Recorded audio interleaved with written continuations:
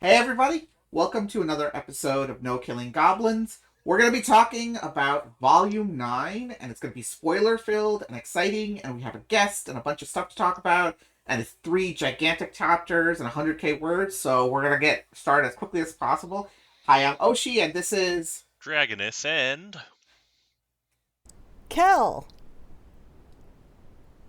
Okay, I guess that's Kel. I that heard is like Kehl. L. I mean, I heard L. That Oh, didn't... well, Okay. Oh, Kehl. Discord calls get weird like that.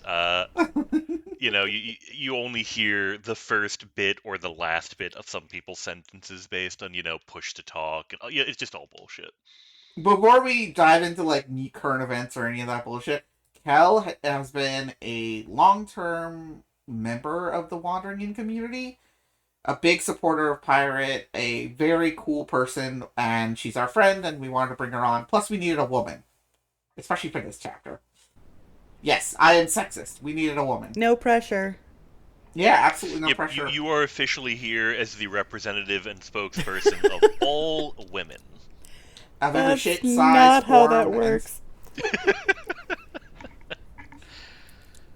it's of every shape, size, form, and sexual function. Okay, so that's Kel. Unless you want to say something, do you want to try and tell people about Yeah, yourself a little introduce bit, yourself or a little.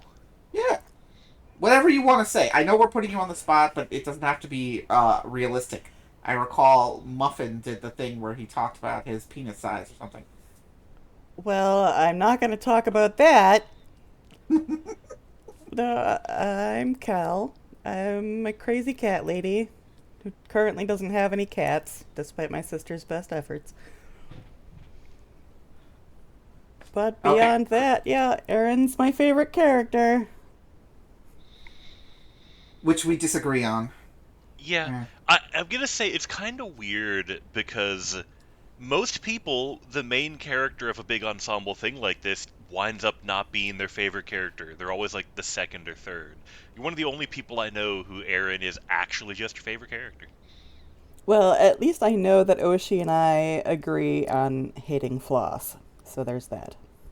I mean, Yeah. everybody can hate Floss, but you have to admit that the chapters are pretty interesting and compelling. I like them a lot. No, I do not have to No. admit that. Yeah.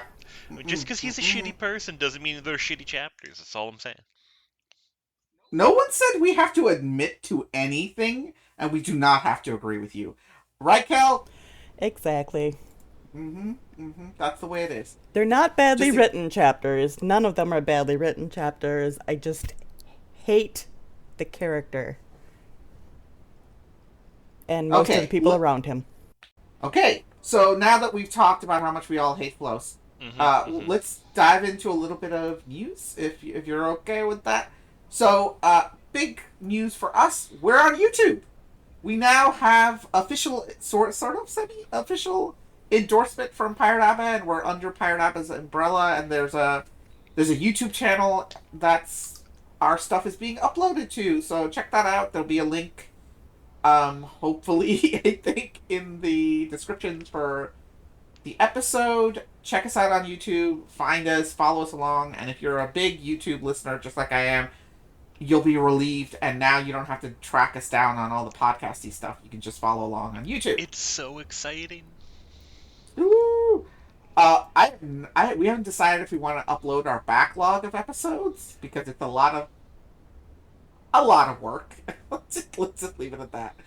Um, oh, and the solstice has begun. That's what this episode is going to be about. The solstice, and one of the things that the solstice event brought is that the website has this ridiculous, like the main Wandering In website has this ridiculously good like picture that was drawn by Enurin as like the background.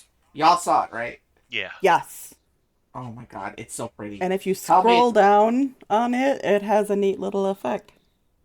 like yeah, the like moves and stuff like the old one does. And you can hit. There's a button you can hit that will let you see it, and if you're on your phone, you're fucked. Because I think it's just too big for it. There's a they added a button so you can hide it because it was breaking my phone stuff. Oh, so we Yeah. can It. swear on this one. Okay. Oh yeah. No, we can Oh curse yeah. all we fucking want. I occasionally have been known to speak like a sailor. Okay, Good to I'm know. not gonna I'm not gonna touch that one. Okay, and Perfect setup to a gay joke, and you just let it fucking fly on past you. I told you I'm not touching that one. I said it out loud. Okay, the other big news is the Titan of Balaros just came out. So like I think that's it for like books that are supposed to come out this year. I hope that's it. There's a lot to catch up on if you're an audio listener. Enjoy the Titan. The games are of Dockwin are like my favorite sequence. One of my favorite sequences from Volume 6. So I enjoy it. I love it. New Year's is great. Yeah, no, the games at Daquin are great. All of Nears's like students are really entertaining and fun. Uh, it's got oh god, what's his name? Oh my god, rower guy, Luan. Luan, Luan, and we're my gonna have to. husband. Yeah, Oshi's husbando. We'll really have to dig into that when we have a chance. Not the husbando thing, frankly, nobody wants to know any more about that one, but just the games in general. Uh, Look, I can drug him and take. No, we're not going wow, there. wow, wow. Okay then. Okay. Beware of Chickens #3 is like the Kickstarter's out, so check it out if you're a Beware of Chicken fan. I am. I signed up for it. I still haven't got #2 yet. I have #1 though, and #3 is out. So if you want to buy it, I wanted to do #1, but I just missed it, and I've not been able to afford 2 or 3, sadly. But yeah, it's just I save because I don't buy a lot of physical books, and my plan is to have Beware of Chicken as the humor section of my tiny library. I have saved up money, and I'm trying to make a little short list of like the novels that I can't live without, like Jane Austen books and like Ursula Le Guin and Lois McGrath Bujold and yes, Alona Andrews and what else was I gonna get? I forgot. There's a bunch of other like classical writers, and I'm getting a copy of the Bible. Don't look at me. I have to get a Quran and I have to get a Bible. I'm not Fucking here to judge anyone about religious choices, preferences, or even just things they find interesting reading. That ain't my bag. You know that. okay. And then Dungeon Crawler Carl by Matt Dinneman is getting a webcomic. Apparently, Aethon Books has partnered with Laurel Pursuit and added Crawler Carl to their list of publications that will be adapted into webcomics. I don't know how we found out, but I assume this came from the wondrous Kylera because I was not following this news. Did you know they were making a webcomic at DCC? I knew about the Aethon book stuff in general, and I think I had seen Dungeon Crawler Carl mentioned in like something. But I just know that Aethon Books in general has been going pretty hard on like comic adaptation stuff. So I mean, if even one of them takes off and they end up making like a Crunchyroll anime, they win, as far as I'm concerned, right? we all win because a rising tide raises all ships, and more web serials need more respect. I hope so. Kylera, you got any news you want to share? Oh, sorry. Sorry. Okay, any more? Sorry. And Kel, do you have any? No, why would I? What? You don't have news about the world that you would like to share with us? There are no cats that need saving? Well, No there are dogs that are clean? always. Please, people, spay and neuter your pets. There you go. uh, There it is. That's the message for everybody. All right, we're done. Let's get into the big thing. So, again, I'm going to say this. This is a spoiler filled episode. There will be a lot of spoilers. We are talking about the latest releases, chapters 9.65 and 9.67, part 1 and 2. We're not going to cover everything. We'll cover what we can, and we'll talk about as much as we can, what's important to us. There will be a death list at the end. Good luck with that. All right, who wants to start? I I'll be honest, I don't even know where to start. It's just I so do. much. There's just so much chapter here, and I'll admit, I have a deep hatred in my soul involving the ending, so it's making it really hard for me to talk about anything in the chapter right now. So that's what I want to talk about. We are agreed. The ending, Kel. Any objections? We're gonna skip straight to the end? Yes, let's talk about the ending. Who says Because we have to the follow a the linear the progression? context, wait, one, like the god of time is dead. We know he's been eaten. Linear time does not exist anymore. It's why Exactly. distances are so strange and travel times never make sense. When have we ever followed Kyleris instructions? Uh, well, I mean, it's more of guidelines than it is a script. But no, the ending and its context colors everything so much. I almost feel like I kind of need to start here myself. Yes, I do. Like It's just we're talking around it, but I will break the ice. So the ending of both after the whole sequence. So it's a sequence. 9.65 and 9.67 together form the pre-battle and the battle that occurs during the winter solstice. 9.65 is the ramp up to it when the solstice itself happens, the day of the solstice happens, but nothing occurs. It's a pretty calm day until the last second, and there's this motif of a ticking time clock running throughout the chapter, and then eventually Caligma reveals herself. She stopped time so she could do her shenanigans, and the battle starts. arise. The battle starts with the her saying "Arise," typical necromancer, and there is a gigantic fight with unleashed waves of undead monsters, and Yeah. Aaron gets to be epic. A bunch of people die. I guess there also during the pre-battle, there's this whole we clean up the sequence where Kilbakich is tracking down the thieves, Yeah, and there. Portet. There's a little bit of setup, mostly so we can kind of see what Kawine is doing and what Mm-hmm. is going on there and her sort of travels. We get sort of the first of like the big deaths, which is Tessie dying, and I suddenly feel really bad for all the shit that I've talked about him as a person. Uh, I I was not a will. fan of a bunch of the stuff he was doing, but he really did not deserve to die there like that. Now I feel bad. He kinda sorta dug his own grave, though. No, okay, this is gonna sound really awful, but I see this as kind of like, to use a real world example, analogous to the Amy Winehouse thing. I think it's genuinely really sad, but I don't know if I'd use the phrase tragedy. Amy Wine. Okay, we'll talk about that later. But so the battle goes on. Lots of bad things happen. Eventually, Caligma is stopped, and Kawine kills her. Which I have a whole thing about why that I never liked that.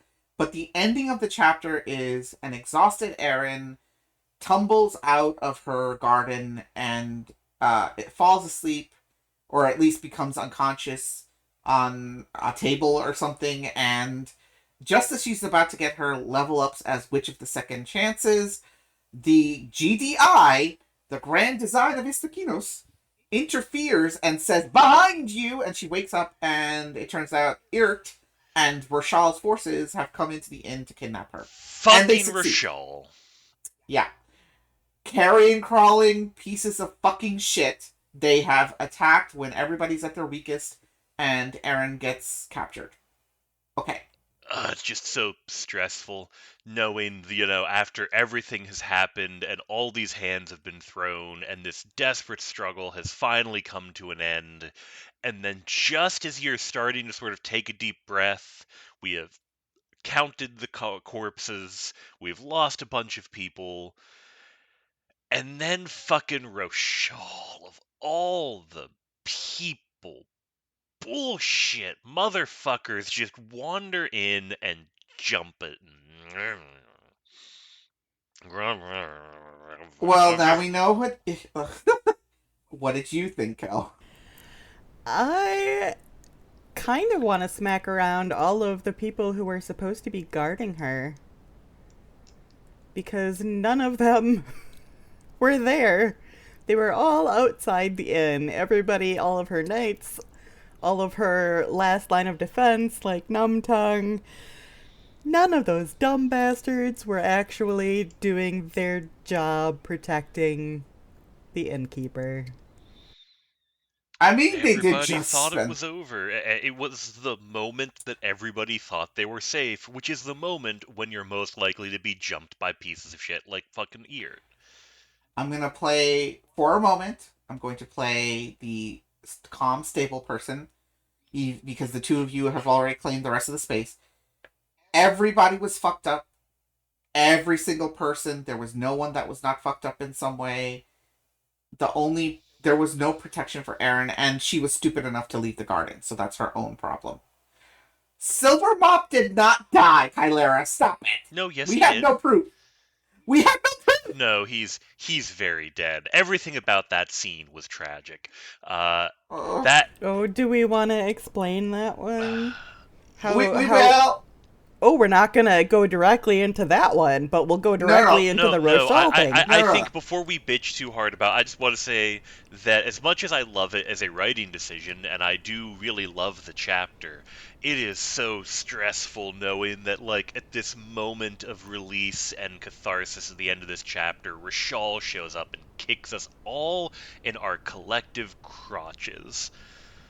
Wherever you are in the Technicolor rainbow of crotchness, we've all just been kicked really goddamn hard. Right there. I I was gonna say let's go down the death list, Kylera, but I was gonna also say, like, I agree, and honestly I kind of understood why from a narrative perspective the pirate did it, but I will admit at that moment I pictured the end result of this, and all I could think is, is Zern dead? Zern's not dead. Sorry. The queen got her soul, but she did die. Uh, Actually, it was a little unclear where her soul wound up now that I think about it. Okay, We know let's. that it was a tug of war fucking football scrum trying to catch that loose ball, but everything ended in the midst of that, and I don't know if it was ever confirmed if the queen caught her or if she fell into Helesti. Okay. I should stop reading Kylera as she builds the death list, but we'll go over the death. We'll go over the Yeah. death list. But I was trying to say, I have not, in all of Wandering In, I've never been like, at this point I genuinely hate you, Pirate Appa, and I don't want to read your story anymore. And that was the closest I ever got. I was like 1 second away from like spitting in Pirate's face and leaving for a full year, because this is the one storyline, the one possibility, the one pathway. And from a writing perspective, when you're trying to challenge your characters, you always pick the thing that will actually threaten them, not things that don't. So yes, I understand that's why they went with Rashal, but I did no. This is the one thing. No. Yeah, and I get what you're saying, although I'm not there yet. As I've said, the only two things that'll make me actually quit the story are goblins turning out to be elves, or the gods turning out to be all a bunch of jumped up humans uh, doing weird uh, technology, magic, bull. Basically, gods are bastards. As long as Pirate doesn't pull a gods are bastards, we're fine. And after this chapter, I think it's pretty clear that that's not on the table for how gods work in the setting. So, Well, there's a line in there that indicates it's possible for like mortals to ascend, but that's definitely not what was going on with Cassie and the other yeah. dead Yeah. gods. Also, just a random side note that on like gods and how they work and ascension and the grand design and how it may play a part in that. Am I the only person who has caught an implication from when Perorn gets hit with that fucking mortal wounds reopened skill that's not a skill, that skills are even more not what we thought they were than they were before? I have no idea what the. Well, no. So what skills are has always been kind of an open question, right? And between stuff like the Wiscaria chapter, where we find out that, if you have a perfect practiced movement, you can sweep once and clean a whole floor, just like if it were a skill, and stuff like that. And we see with what's her name, the elf, the elf. Sprigana. Hmm? Sprigana. Yeah, I can never get her name right. That skills were a lot based on, these perfect things that these immortals could practice and do. But then I'm kind of stopping and wondering to myself after seeing Caligma do that and seeing some other stuff in these chapters about just what the Grand Design really is and is capable of. I'm starting to think that the skills that the Grand Design are passing out are in some way connected to or transmitting as an almost sort of authority, like in the divine authority sense. Not that they're all like literally divine spells or something, it's just imposing on the world in a way that is sort of different than just having spells or just having a perfect movement or just anything like that. I mean, I'm sorry, that was a question? Yes. That's all. Not to me. That's how I always interpreted it as. They built the grand design to hand out a basket of divine light. Like, you have, like, Coke Zero versions of their power to people. Uh, that was not really super clear. I don't think. The implication up until now that I've always gotten was that the grand design was some sort of way for the gods to make things more interesting and possible for like mortals achieving what immortals could do. Yeah, but that has nothing to do with how it functions. Yeah, skills are shortcuts. Yeah, no, they're 100% shortcuts. And the only way they could be shortcuts is if you gave the grand design the equivalent of godlike power so that it could then create some fragment of it for like the mortals to be able to use so they can take a shortcut to figuring out those like infinite abilities. Yeah, no, it's always been clear that the Grand Design is actually a god itself, even if it can't figure out what a god is. Mm-hmm. I feel like maybe I feel like skills themselves are inherently derived from the idea of divinely or imposing authority with like a capital A. And it's just that moment where she just looks at them and says, "Your mortal wounds are going to be reopened." And it has almost this same ring to it as when you're reading founding mythology and Yahweh says let there be light, or Kronos not Kronos, fuck, uh these foundational divine statements. Okay. All I can say is I didn't really consider it as like a question, and I kind of really want to talk about like Yeah, this was events. meant to be a quick little aside. I did not expect it to turn into a whole thing. Well, you when have we never turned it into a whole thing? You should know better. All right, All so right, events. Alcaz is dead. okay, how about we let the guest choose where to start? That's what I was gonna say. Oh, that's great. Because there's not a billion things in here. Yeah, pick one. I don't care. We can start wherever we want. Ah, um, Pick whichever one you want to talk about the Yeah. most. What moment the spoke to the you? deaths particularly. Okay, so let's go. Let's do the list of dead people. First off, I wish Kylera had not alphabetized it because I thought it was in like order of when they died. I mean, so the one thing I like about this and helps with our disjointed coverage here is everything is all sort of so self-contained and in the moment that it doesn't really matter what order they all died in. What matters, I guess, is who died as a group, and now poor Kylara is screaming, Oshi, why would you?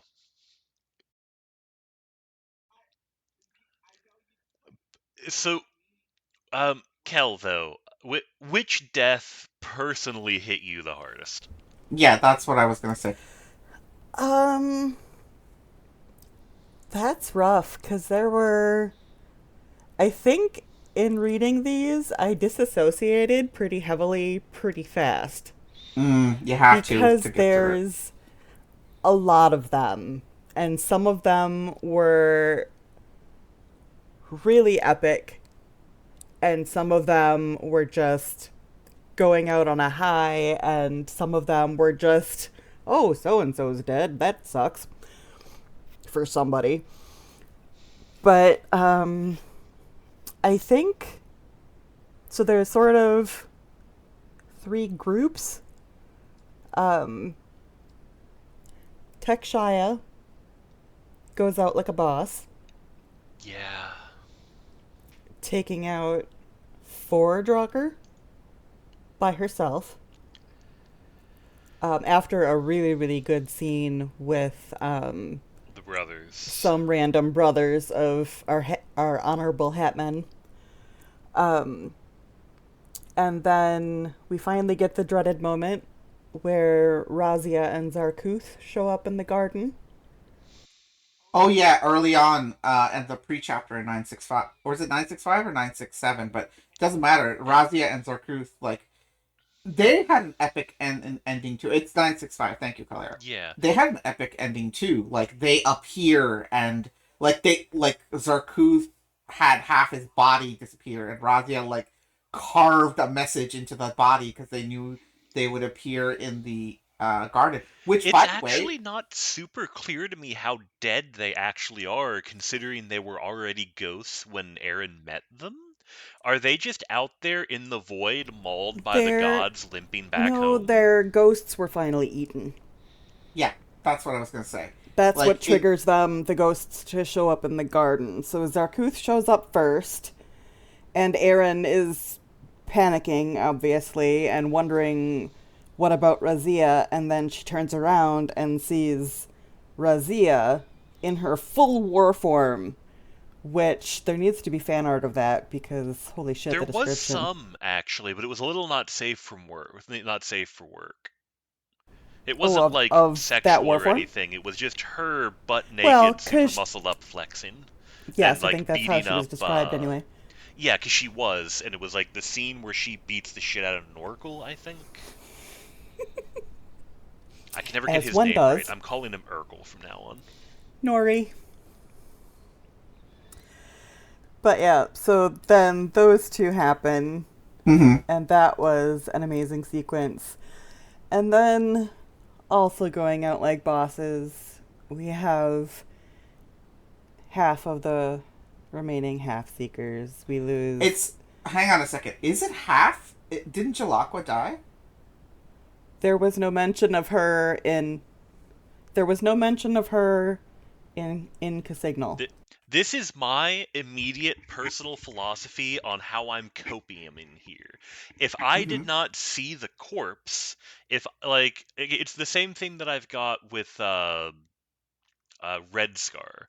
If I did not see his corpse or his ghost, I am believing he is still alive. And I Then how do we know Ulin died? because we Be- actually got they specifically described the scene of her being eaten by her own ghoul body. Uh, Ah, okay, okay, okay, Yeah. And then we also lose our beloved Moore. oh, okay. That okay. So out of deaths, poor that was Moore. number 4. Number 4 for me was more like the minute I know this is a joke, and I know I'm trying to sublimate my pain at losing more, but Pirate will never let me have a fucking librarian ever. No, Like fuck you.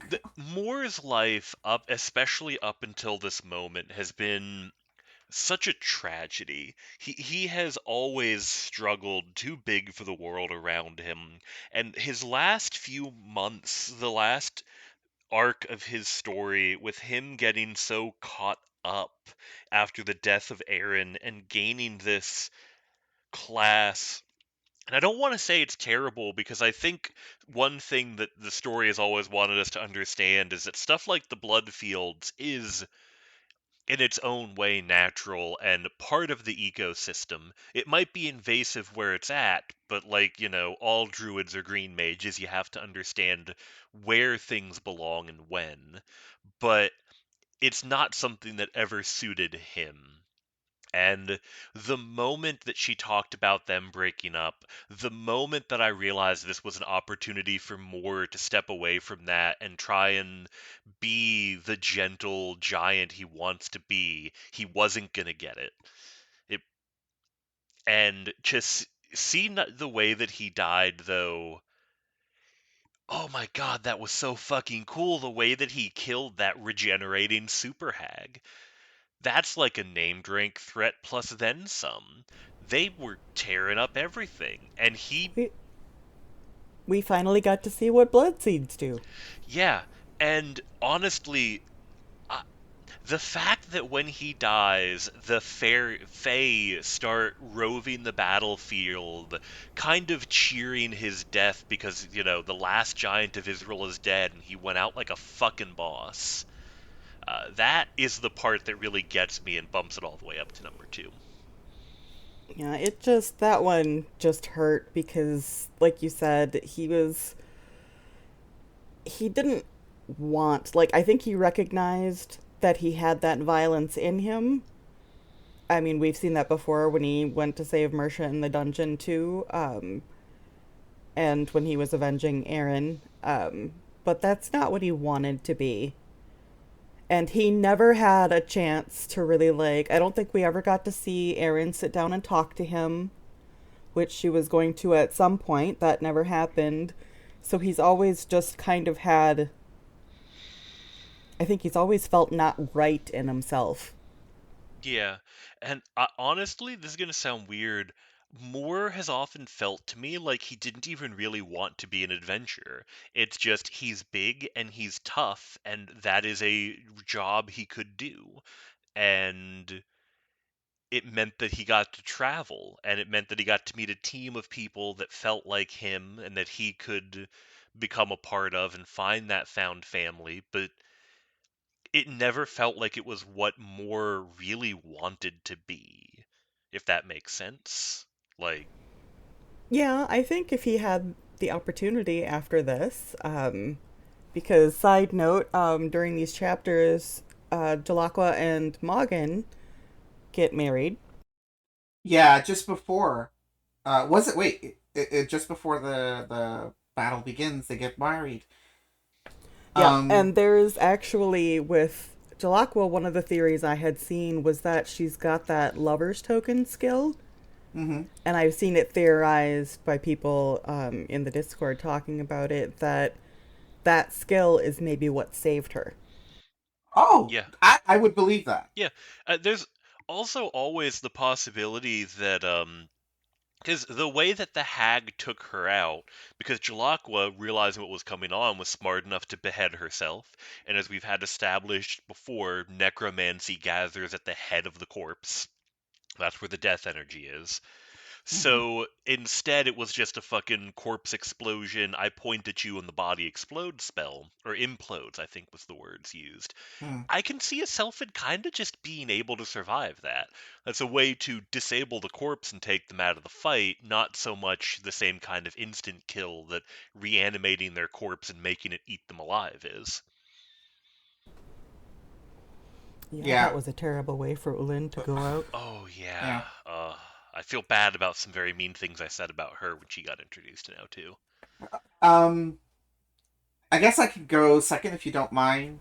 Nope, I I'm have done. like, yeah, I've got like two deaths I want to bring notice to. Um, and one that should have happened that didn't happen. So the first death, I actually think Olyaya, how she went, that was everything to me. That is how a witch should fucking go. That is how Yeah. anyone should ever go. Just Cat. cackling and like screaming at the universe, perfectly in sync with who you are, never for a moment less than that. Nothing can bow you, not even death. And she fucking saves everybody. The Like, fucking final words of make something cool out of her corpse for me, and then her head explodes. That is the heaviest metal. Like, Uliaya deserves to be airbrushed on the side of a white van that constantly has hair metal playing from it. That's how I fucking heavy know. metal she just was right there. that was to me that was one of the most satisfying moments. I didn't want like Whiskeria or somebody else to get it. I wanted like knowing she did it that way. I could everyone like there will be people who talk about well plot armor blah blah blah. Fuck plot armor. Look at this. Like lem It's I'm gonna take all of this into myself. I'm the hex expert. I don't value my life. I value going out like a boss and saving all these people around me. no. What I mean by plot armor is because they'll say, well, Pirate picked Oliaya to die because that you can't get rid of Tea Lady or the Axe Lady or Whiskey, like that kind of thing.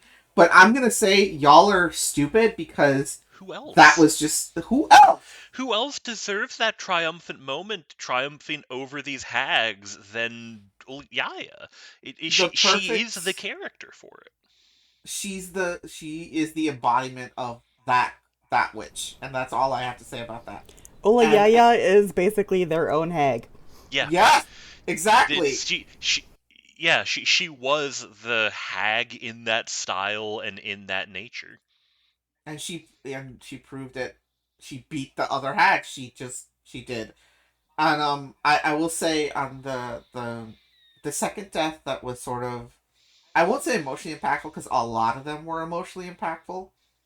Was a Gershal Yes, Avant, that the lieutenant. that's who The I wanted to Lieutenant So of talk about Cheese. too. I and the thing is, I it cut me so deeply because I didn't think he was gonna die.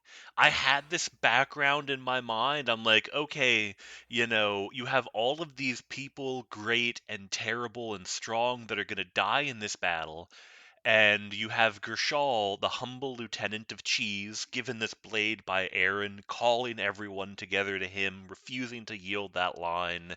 And he's going to come out of this and he's going to Omega level. And he's going to be sort of a big person moving forward.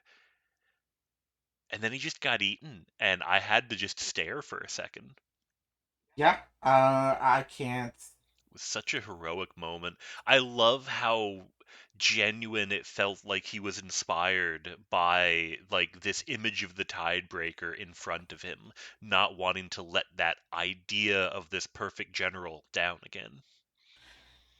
Um, well, you've summed up what I wanted to Oh, I'm say. sorry. I didn't mean to steal your thunder there. It's just that was also one of the ones I wanted to talk about.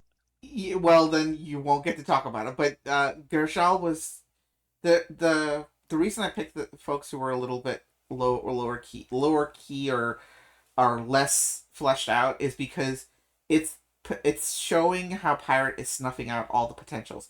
There's always been this background thing that anyone in the Wandering In cast could become someone significant because that's just the way it works. And in this moment, what Pirate is showing by removing these two characters from the board is that no, that same anyone feeling means that other side of it also exists.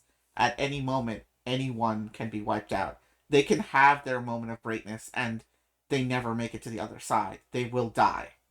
And Gershal and Oliaya were exactly who they wanted to be at the end. They were just what the Wandering Inn always offered, a chance for greatness, but there's nothing about a chance to live for a long life.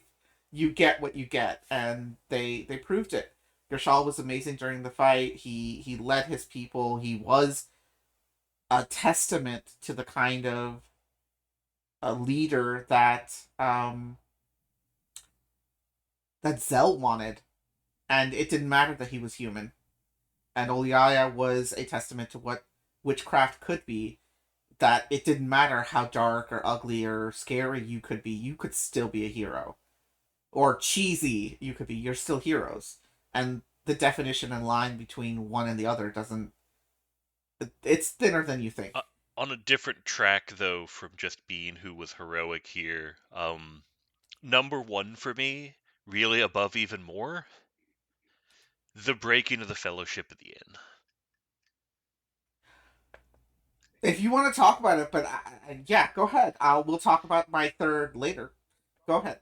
Uh, it's just watching this group of people that we spent so many chapters with and had this powerful bond across species, across cultures come together, and then having all cause murdered by his one of his best friends. Actually, I think Piver might have really become one of his best friends after his fellow brother became a knight and sort of moved up and on past him.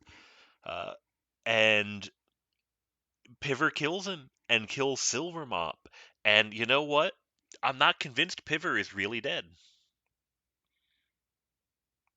I I have a don't. specific thought about this. We know that Piver betrayed because Piver was being commanded to by the Queen, and the Queen had made a deal with Caligma. Uh I huh. think Caligma might have let that Queen's souls go back to her as part of this deal, and we might get a continuing view, an arc of Piver as he has to live with this thing he's done. Because what he said to Bird before Bird killed him is that he had.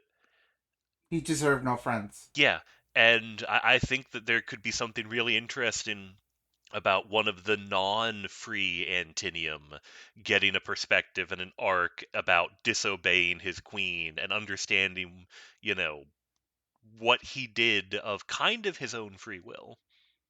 And also, God, all cause. Man, that was just sad. He wouldn't even fight Piver properly. No, and I don't think. I mean, it was part of the betrayal, so the betrayal sequence, and I suppose we could talk about that later. But yeah, it just that really did hurt on a more. You don't notice it because you're so in shock, but afterwards, just thinking about it is kind of like there's a reason why Dante's last circle is for the betrayers. Um,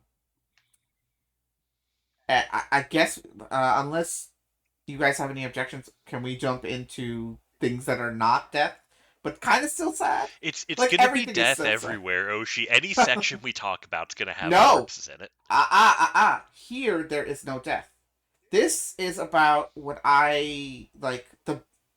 There are lots of pivotal moments, and there are two moments that I want to talk about here.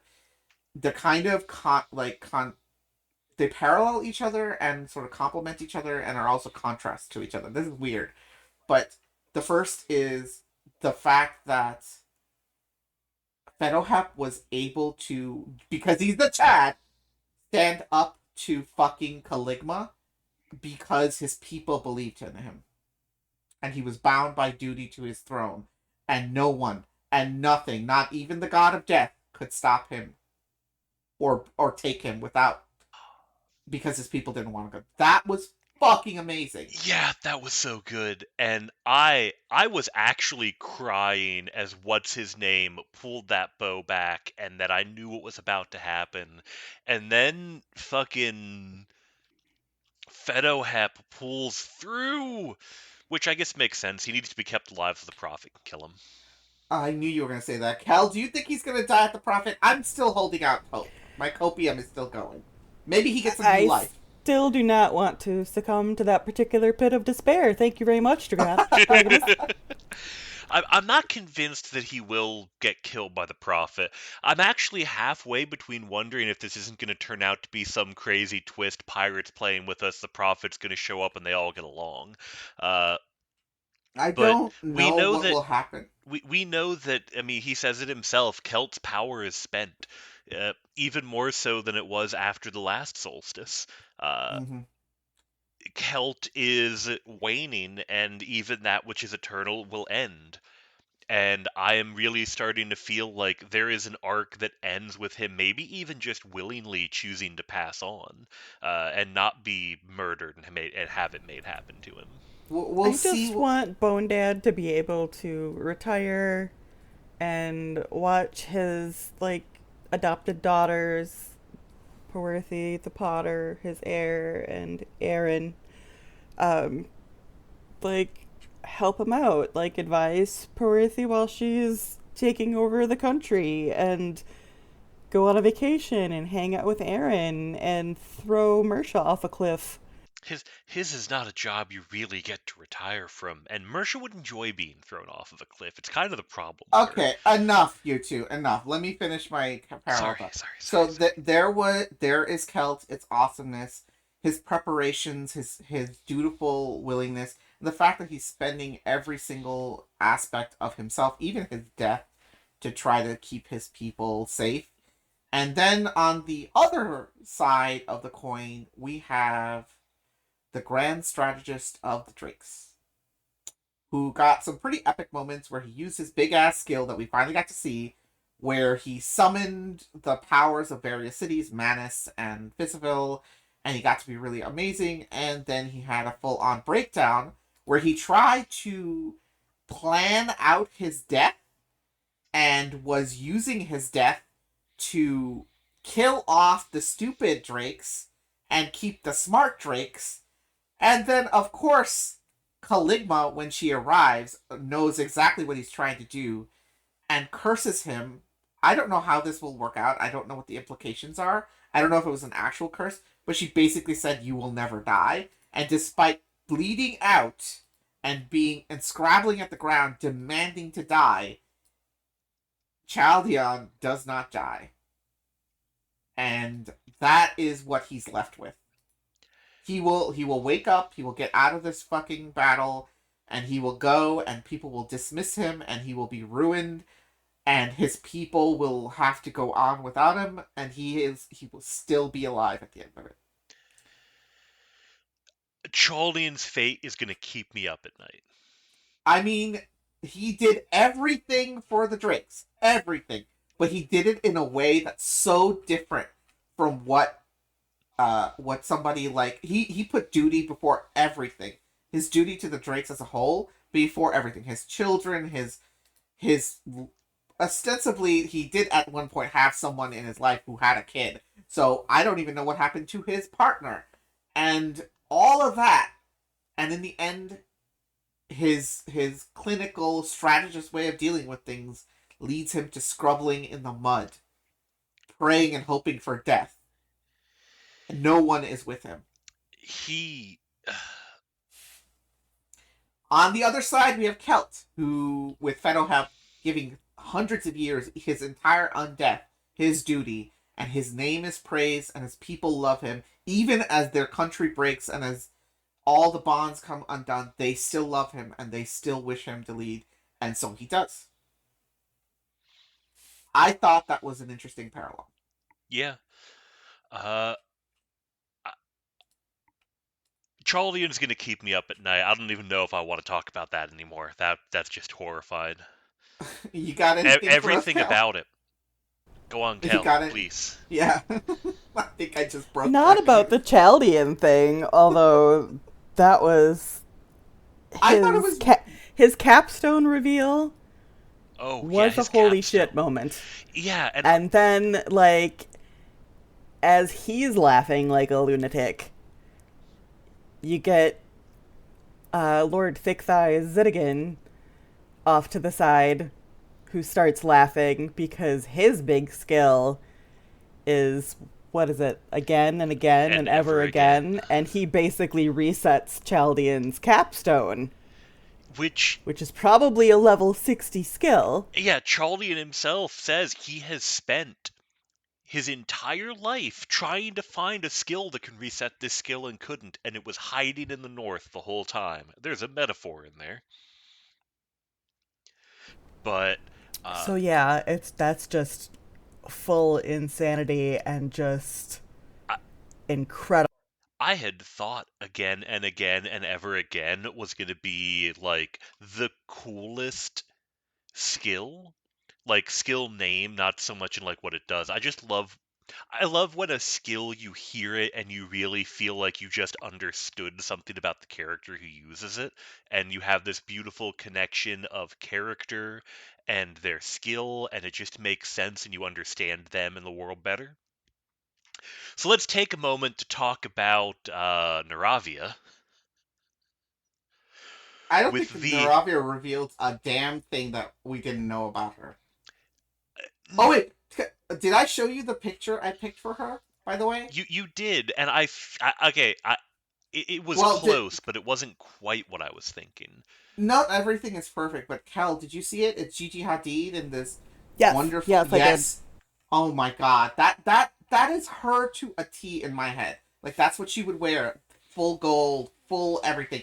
The headdress needs to change because there has to be a crown.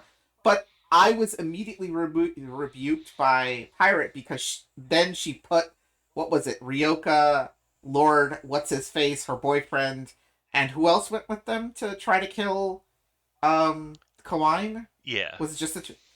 Was it just the two of them, or was there a third? No, there was a third. Was it Corp? I don't think no. it was- Was it Corp? Corp went to hell, didn't he? Or Well, eventually. yeah. Anyway, so and they were all in like leather and black, and Pirate was so Did they- basic. Yeah, Maybe she, they took she Tally? she went and like put the skill onto them, and they immediately looked like they were working for the evil overlord as Minion 305. Like they have their union cards and everything for the evil empire union. But It no, it looked very close to how I think of her as well. It's just mentally, I've always thought of her as looking a little bit more voluptuously hedonistic. Like, something wasn't quite right with the one that you would put up.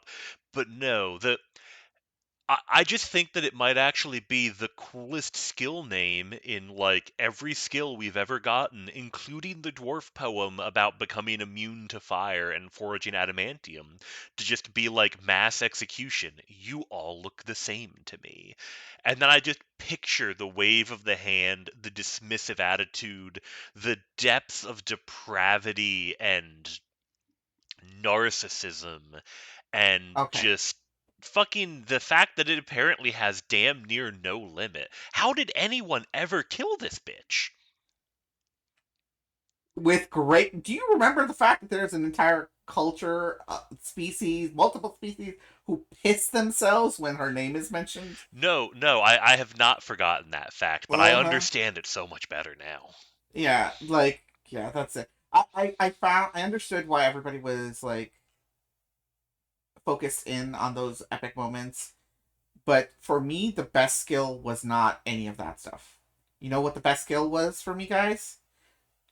The binding of House Reinhardt. Oh, Yeah, Yeah, that threw a wrench in the work. yeah, that's Calidus with the bindings on. it's House Reinhardt. She Well, bound. No. You don't. I don't. I can't even like fathom how she held some of the worst monsters on that planet with. It's it's like she said, taking a like 100-story tall bone giant reanimated by the goddess of death and binding it was actually really easy in comparison. Barely even a strain. And oh my god, the horror that she has held her entire family. First off, the mental horror of losing your freedom of thought. I know they're monsters, but even so, just I don't know. what she did. What she did is a huge violation of personal autonomy and a terrible thing to do to anyone. But given that the immediate first thought of the point of view character, who I think was like her mother or her aunt, No, was her aunt. her aunt was to go, wait, why haven't I murdered any servants in 15 years? This must be a record.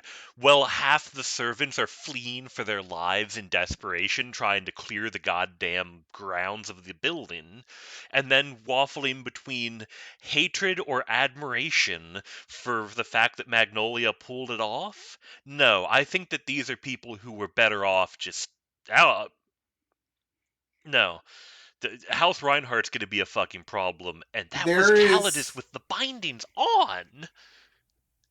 the only hope is that Calidus, like, someone saves. I hope he gets a real girlfriend. I think that really we're going to see Calidus actually turn out to kind of be a better person, and that the binding was suppressing everybody into this sort of hedonism, right? They were all being kind of hedonistic and wanton and just all of this, and that Calidus could actually turn out to be a better person with the bindings off. I'm going to go huff a little bit more copium. Kehl, your turn. What about that skill? No, Or what Or the any skill skills skill. and is... That skill, any skill, oh a different man. moment or subject. We did deaths. We did cool shit. Now Um, we gotta do skills. Man, I don't think I have. Well, Cassie doing the little necromancer steely stuff was interesting. There wasn't actually a specific skill involved. What does she do? What are you talking about? When she nabs Tolv and Oh, Azkarash, and somehow also Peril Chandler as a separate being, Mm-hmm. and the Knoll that's been asleep for like thousands of years under the sea, and the Mother of Graves. Ooh. Oh. Okay. oh, That. And the alchemagist or the necromancer from From Paith. Paith on the oh, coast. yeah. Yeah. Like ho. That moment of her being surrounded by all those necromancers and them like uh the amount of like hidden horrors in this planet. How are they all still alive? I just can't get over how fucking stupid Caligma was. She was so grand and imperious, and she summons these people, and she goes for the same line she goes for the entire book. You who call yourselves masters of death, worship me, for I am above you. And I'm just like, no, you don't get it. Well, You don't get it again, at all. it's the perspective of a god. She literally is divine, and all beings know it. And there's never been a moment where she wasn't divine, and now she's divine again. If you're a divine being who, by your mere presence, crush the souls of everything else, when are you ever gonna be anything less than you are? Arrogance isn't just built in. It's not arrogance when it's true. Like when she wills the world to change, the world changes. None of you are real to her. Yeah, but she's the fact that she is just so stupid that she keeps like when it stops working because the context has changed and she just keeps barreling forward demanding worship loudly and then being confused why it doesn't work. The necromancer scene is the perfect encapsulation of this huge flaw of hers. She may have been the most powerful of the dead gods, but I'm actually kind of convinced she was the least dangerous. I think the army of 10,000 Draugr and then the Oh, follow-up army of 100,000 Draugr, plus the two bone giants, plus all the other new undead that we've never seen before, and some of them are fucking horrific. That giggling thing with the basket on its mm-hmm, back, mm-hmm. nightmare fuel. The weird Oh elephant God. things. And then the 8 hag queens of Aklat Voon or whatever it is. Her apparently that's the name of her original world, which is like, or maybe it's not. I don't even know. Oh, I don't know, but just, I mean, I think that's what makes her the danger, plus her power over Casignal. I yeah. I Speaking of, agree. But I don't think she's the most intelligent, and she's always known she's not a general, she's not a warrior. She's a big blunt instrument. It's just, yeah, all of that stuff is really scary and dangerous, but Erin just kind of took the local people around her plus some fire support from Kelt and her admirer over in Balaros the Titan, and I think that ultimately she was too much of a blunt instrument to really be as dangerous as even Kawine has been in this chapter, let true. alone what it's going to look like when Norekel and Beardy Man get back. Like, I really am convinced, and this is kind of terrifying to say in its own way, she was the least dangerous of the six. Right. I think that's wrong, but we'll leave it at that. Um, because I don't. I think we need to move on a little bit. We're crossing into the hour thing, and I do want to cover one last round of like out of this chapter, what is the thing that you think is like the most it doesn't have to be the most important change or the most world-shaking one, but the one that you look forward to seeing the results of coming up. Like, I'll start off with for me, I want to know now that Casignal is gone. We had the one of whatever his name is, Colossus Architect, press the button and flush everybody to hell, or Helst, excuse me. And the goblins are there, and nobody can reach them, and all that stuff. But it's half of all of the dead in world were absorbed by Casigna, and she released them into her new world of death, and now they're all gone. Does that mean half of all the dead are now accessible to the Grand Design again? What will the Grand Design do now that it has no, like, purgatory life anymore? There's only health, and there's only what was it, Deviora or whatever? Was that how you... Diotria? Diotria, right. And this heaven, which, by the way, passive mention of the fact that it's the fucking dragon of war that is in charge of that. It was so confusing to me what was going on in Diotria, and I think it was meant to be. We'll find out more about it eventually. Well, yeah. The name was the same as the Dragon of War of the guy who was in charge. I don't know if it's the actual Dragon of War, but if it is, what the fuck? Yeah, anyway, there's so much going on there.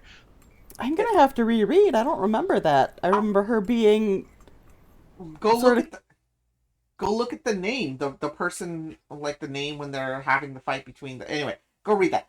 What I'm trying to say is there's a lot of changes in the afterlife, and the Grand Design is, as noted, neutral throughout all of this until the end of the chapter, when it actively says the words, "Look out."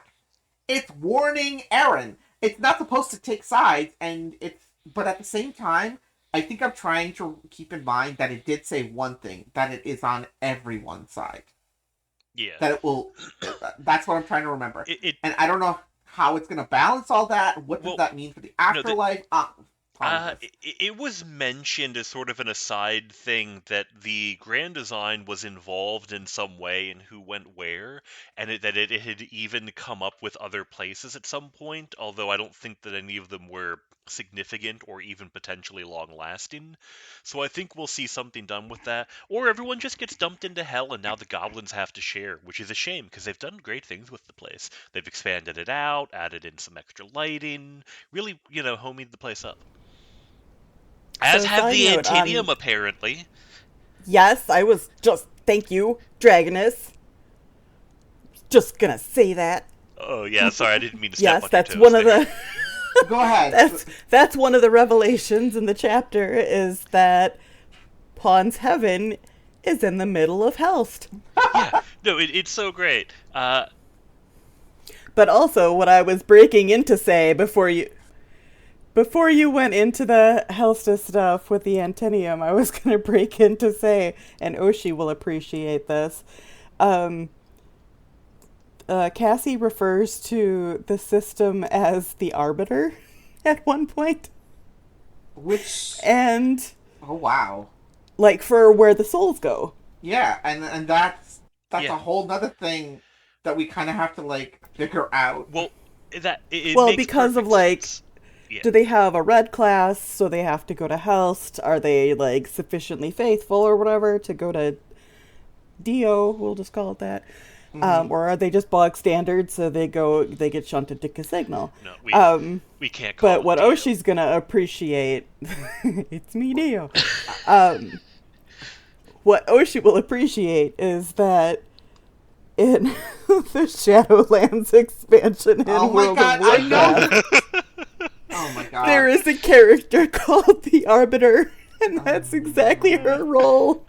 Which is extra funny because Pirate hates World of Warcraft and how it's written, except that they've never actually played it. But every now and then something comes up that almost looks like Pirate Crib did from WoW. It's so beautiful. And every time it happens, I have to bring it up. Yeah, it's never ending, and, I guess great minds think alike. But no, shit, what was I about to say? Uh, oh yeah, I You love the had fact left that off on this. the Antinium. Yeah, I love the fact that the same chapter that we find out that Yellow Splatters had never saw heaven and was lying, heaven is in fact actually real.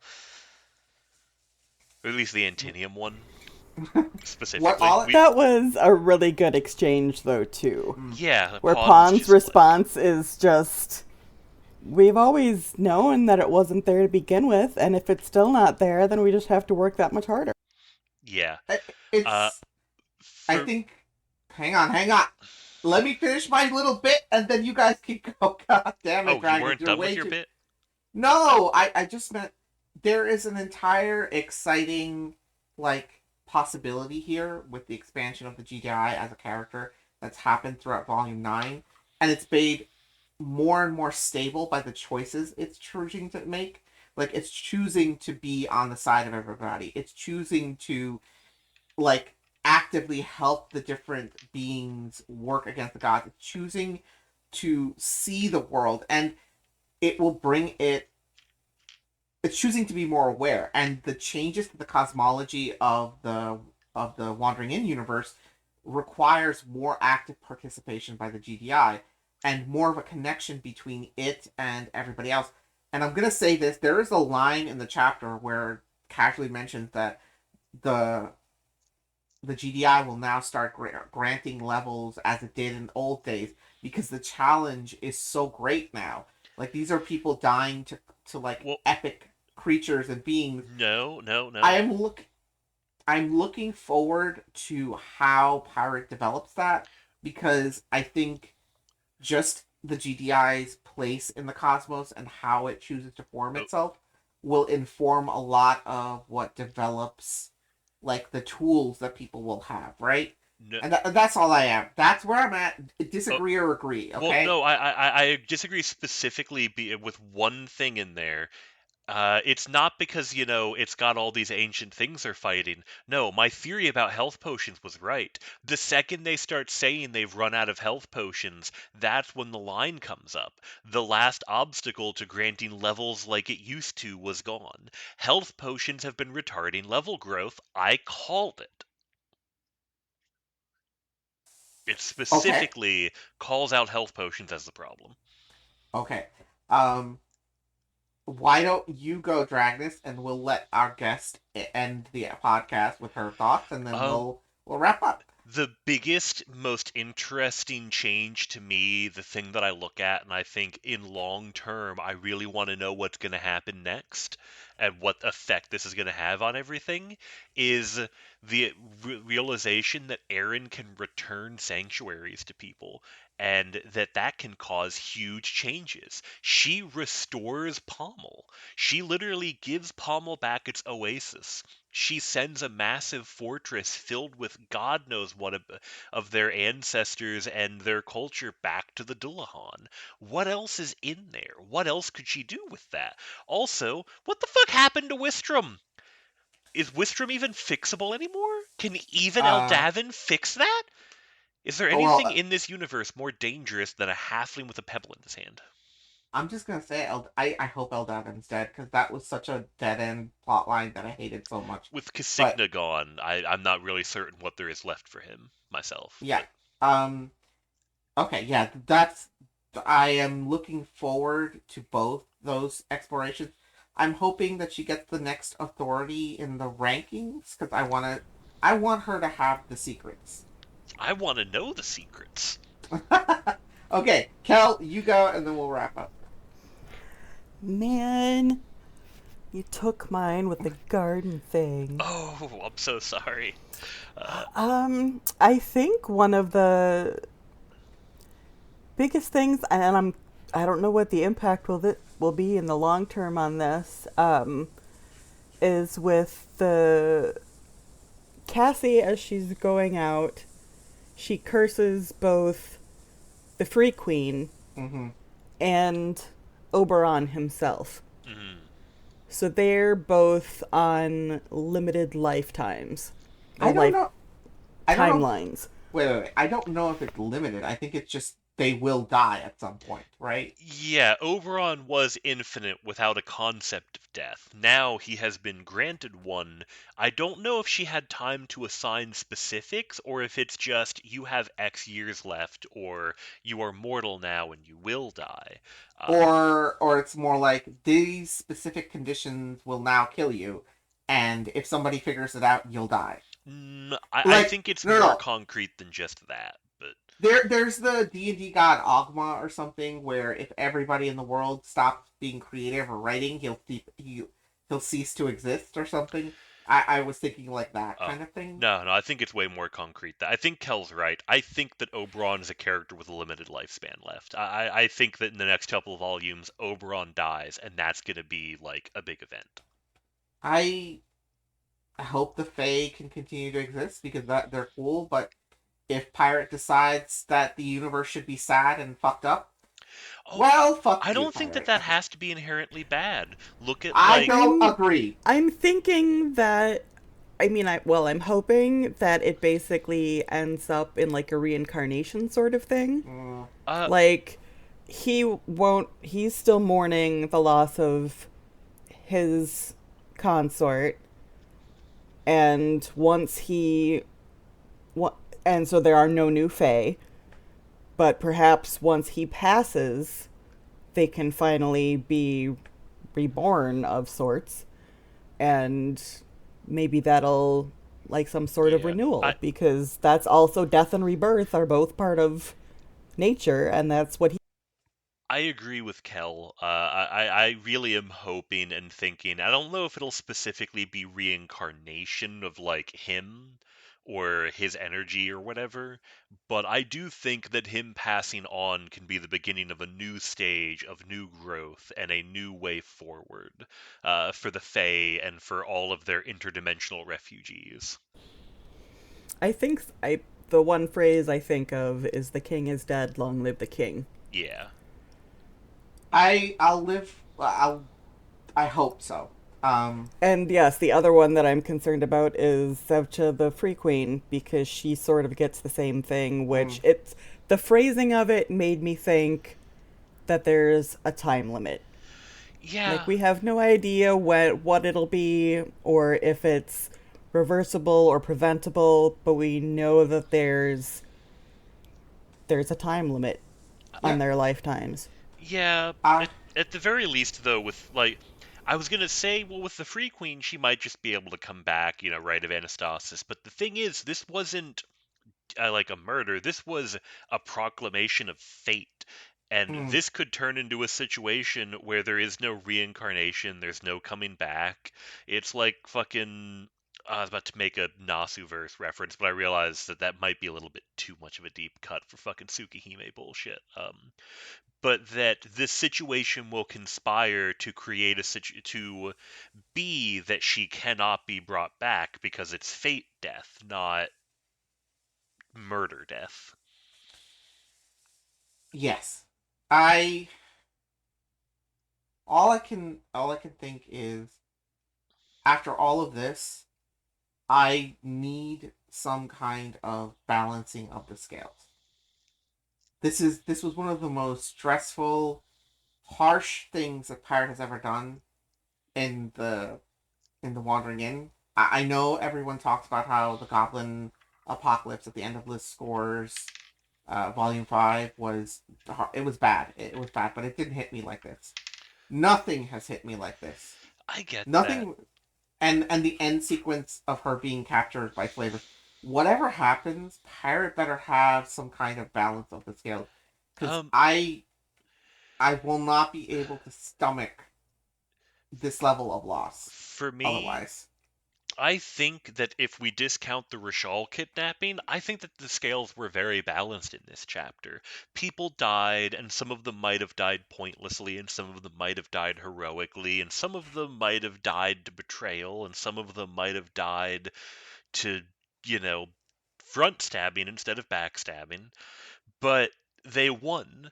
Casigna is dead. They triumphed, they broke her power, they held against, a force that they had no right to hold against and no possible hope, but they did it anyways, and everybody who died was vindicated in that sense. Even, I wouldn't even have a chance to talk about Hallrock. But I think that what really kicks me in, the crotch is that right at this moment of catharsis, I'm not allowed to have this catharsis because they've got Aaron. They've got Aaron. Rashal has Aaron. I what am I even supposed to do with all of this pent up? Dra- It's just got nowhere to go. Dragonus. Hmm. At some point, we have to end the Yeah, episode. yeah. All I'm trying to say. I was the just balance is commenting good. on the thing you said, is all. And I think that the balance was there. I think that it was balanced outside of the Rashal thing. I don't. Kel, do you have anything else to say? And then we'll close up. I am also sad about Hellrack. Oh God.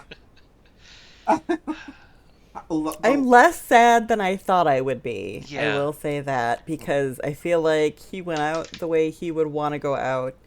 He went out actually kind of the way he was always destined and fated to go out, just earlier and against a different terrible monster. Being a Chad, yeah. Okay, thank you everybody for listening in.